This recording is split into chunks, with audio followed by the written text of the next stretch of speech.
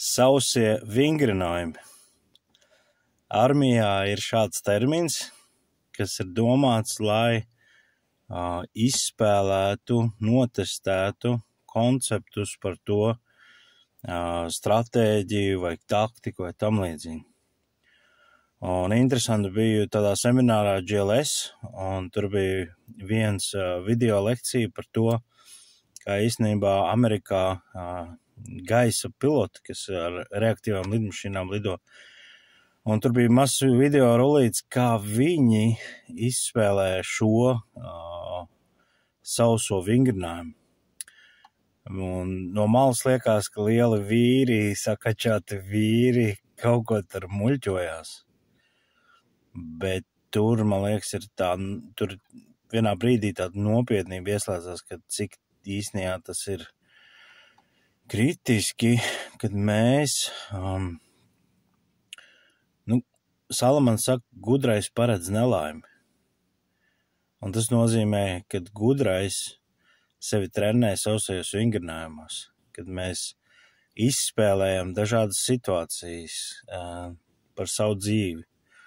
Un vārds mums aicina, kad rītdiena ir kā tvaiks. Tu nevar zināt, kas notiks rīt, un es ar to pietātu, ka Dievs koriģē tavus plānus, kad es atvērts Dievu vadībai, Dieva korekcijām tavai iešanai un skriešanai. Un cik daudz mēs šodien, es te redzu, kā sabiedrība aizskrienam un baigi plānojam un baigi darīsim, un tad atnāk kaut kāds kataklizms, un mēs saprotam tukšnumurs.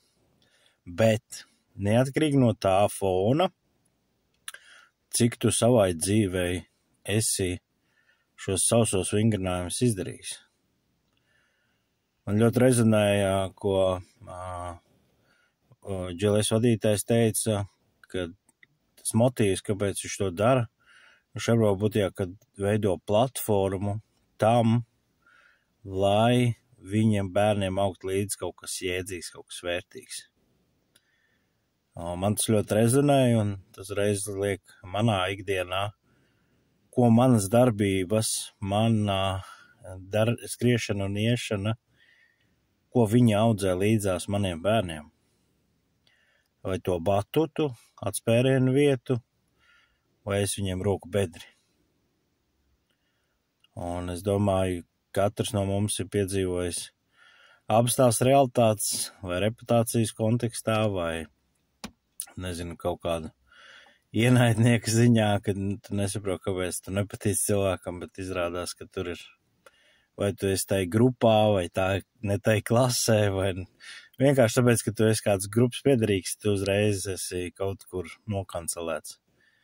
Vai tieši pretēji, ka tu esi darījis labu, un tas kaut kad nākotnē rezonē kā batuts, kā atbalsts, kad cilvēki par tevim iestājās.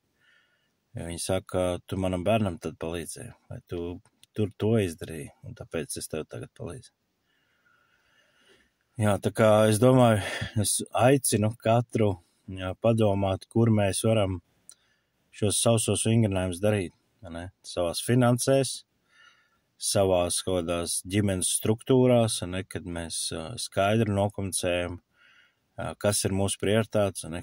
Kāda ir tā secība, un kā mēs kā ģimene izspēlējam, piemēram, nezinu, ir krīzes situācija, kas ģimenei saslims, kā mēs rīkojamies, vai mēs finansiāli atbalstam, neatbalstam, kāpēc un tā tālāk.